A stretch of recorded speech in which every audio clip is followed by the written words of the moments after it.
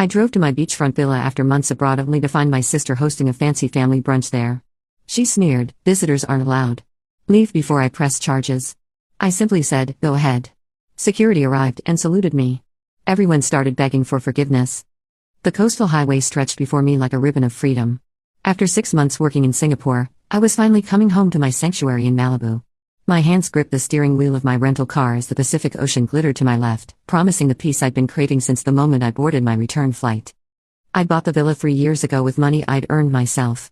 While my family had always dismissed my career in international consulting as playing businesswoman, the paychecks told a different story. The property sat on 2 acres of prime beachfront real estate, a modern glass and steel structure that I designed with an architect over countless video calls.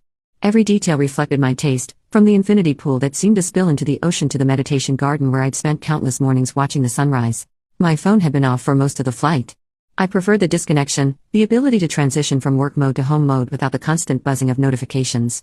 As I turned onto the private road leading to my property, something felt off. There were cars lining the driveway. Lots of them. A white BMW I recognized as belonging to my mother.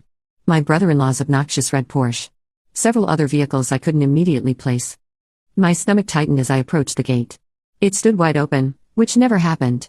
I'd installed a sophisticated security system that kept the property locked down when I traveled. The gate should have required my fingerprint or a code to open. I parked near the entrance and grabbed my purse, leaving my luggage for later. The sound of laughter and music drifted from the back patio. My patio. Through the windows, I could see people moving around inside my house, holding champagne flutes and plates of food.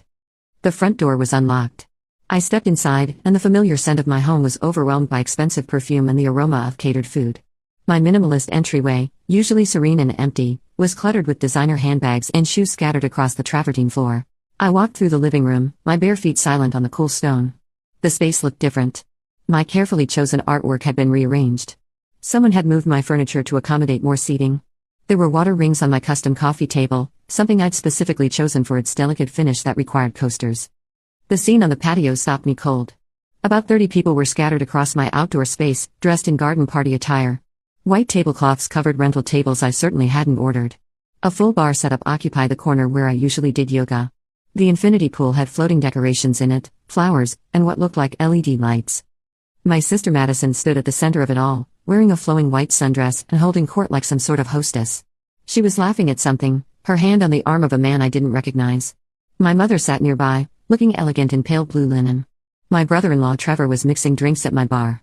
Even my Aunt Carol was there, someone I hadn't spoken to in 2 years after she tried to borrow $50,000 from me for her failed boutique. I slid open the glass door and stepped onto the patio. The conversation didn't stop immediately.